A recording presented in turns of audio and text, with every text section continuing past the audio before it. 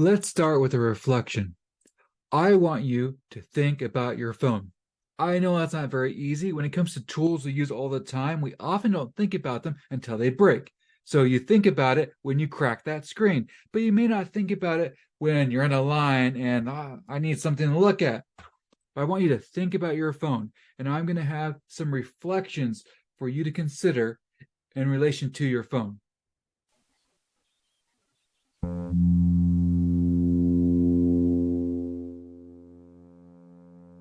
Now, you can use these questions to reflect on any technology, but we're going to reflect together on phones so we have a shared space. So imagine your phone as we go through these questions. What sort of person does using my phone make me? What sort of person does using my phone make me? What habits does using my phone instill in me?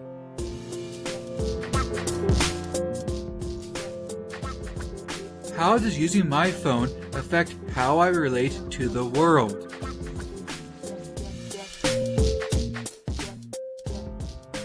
What was required of other humans or the earth so I could use this phone? What was required of other human persons so I could use this phone? What was required of the earth so I could use this phone?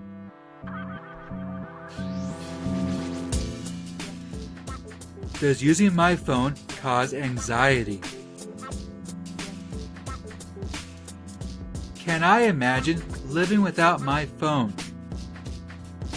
Can I imagine living without my phone? And once you answer that, how does your answer make you feel? What would the world be like if everyone used a phone the way I do?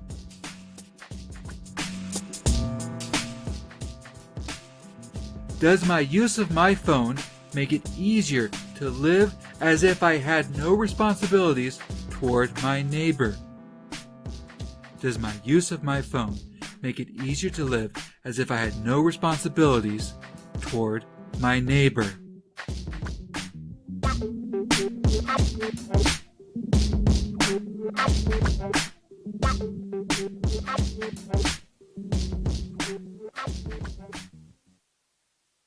After this reflection, with all of it together in aggregate, how do you feel about that particular kind of technology, the phone? And I guess I didn't specify whether it was a smartphone, whether it was a landline, it could have been anything. But I bet 100% of you imagined your particular smartphone. And I bet many of you, when I asked, does it arouse anxiety? You thought, yes, it does. Often when I ask students, there's an absolute yes to that question, but I still want to use it. So think about those answers. Notice, though, I carefully selected questions for you that maybe would give you pause about this. Maybe they wouldn't. There are other questions I can ask. I can ask, what does it enable me to do? What am I able to do with this technology that I couldn't do without it? But what we're getting into this time is a reflective view of my relationship with technology. What kind of person does it make me?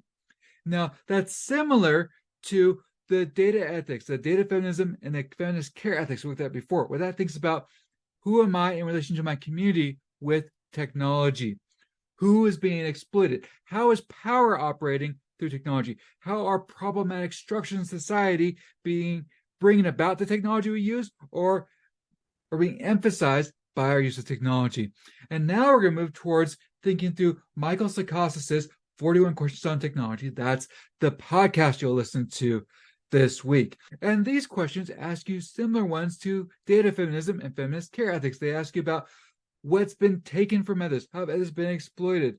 But there's also a sense of virtue ethics in these, which is a different way of looking at things, which asks, who am I? What kind of person am I? What kind of person do I want to be? Does the technology enable that, or does it displace it?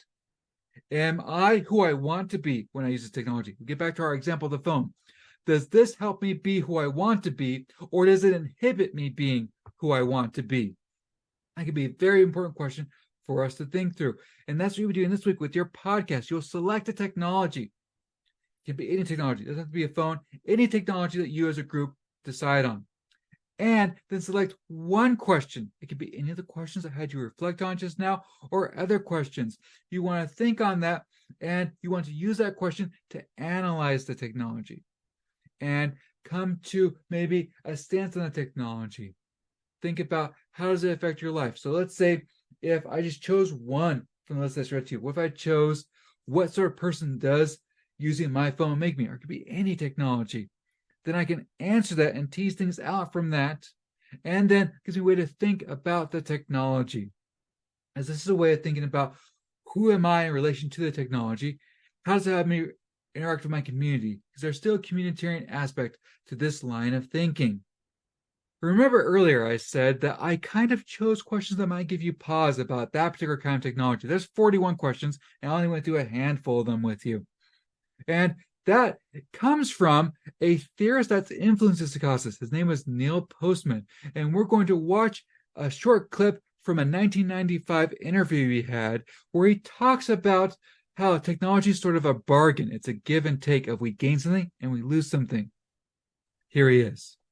Body. Well, the most interesting thing about the term for me is that it made me begin to think about where one's consciousness is when interacting with other kinds of media. For example, even when you're reading, where are you? What is the space in which your consciousness is located? And when you're watching television, where are you? Who are you? Because people say with the internet, for example, it's a little different in that you're always interacting, or most of the time, with another person. And when you're in cyberspace, I suppose you can be anyone you want. And I think, as this program indicates, it's worth talking about, because this is a new idea and something very different from face-to-face co-presence with another human being. Do you think this is a good thing or a bad thing, or you haven't decided? Well, no, I've mostly I've mostly decided that new technology, this kind or any other kind, is a kind of Faustian bargain. It always gives us something important, but it also takes away something that's important. That's been true of the alphabet and the printing press and telegraphy right up through the computer. For instance, when I hear people talk about the information superhighway, it will become possible to shop at home and bank at home and get your texts at home and get entertainment at home and so on. I often wonder if this doesn't signify the end of any meaningful community life. I mean, when two human beings get together and they're co-present, there is built into it a certain responsibility we have for each other. And when people are co-present in family relationships and other relationships, that responsibility is there. You can't just turn off a person. On the internet, you can. And I wonder if this doesn't diminish that built-in human sense of responsibility we have for each other. You can't just turn off a person. I can turn off my phone, but in Neil Postman's words, you can't just turn off a person. And so Postman, I bring him to you because he is a philosophical influence on psychosis. He is someone that psychosis is reading. So I know something that can seem outdated, but in many ways it's prescient. That's 1995.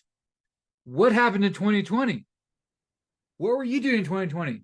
How often were you going out? How often were you seeing people?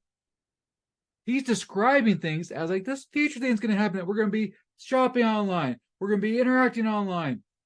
When he says cyberspace, that's what he means. I know it's outdated. But how is community? Who among you is thinking, no, I have community? What's he talking about? And who's thinking, yes, I have community because I'm not doing the things he's concerned about? Either way, there's many different ways to respond to him. And what I want us to do is just respond to him. You don't have to agree with him. You can disagree with him, but see that his perspective in some ways was prescient, right or wrong. And I want you to also see that idea about that Faustian bargain, the idea that when I get technology, when there's new technology, I lose something, I gain something. He mentioned the alphabet. That goes back to Plato. There's this idea that when we can start writing, that's technology. When we can start writing, our memories are not going to be as amazing because we don't have to be an oral culture anymore. We are then a literate culture. What's that do to us? What do we gain? What do we lose? And now you might be thinking, hold on, this is a digital humanities class. You're teaching us a new tool every week. Why are you having a week where you seem to be so anti-technology? That's kind of the beauty of digital humanities. It's critical. It thinks through, is this technology good for us? That's why we have theorists like Lauren Klein that you learned about before with data feminism. And like stochastics, where we're thinking about, okay, is this technology good for me? And that's the kind of critical thinking I'd like you to apply to any tool I show you.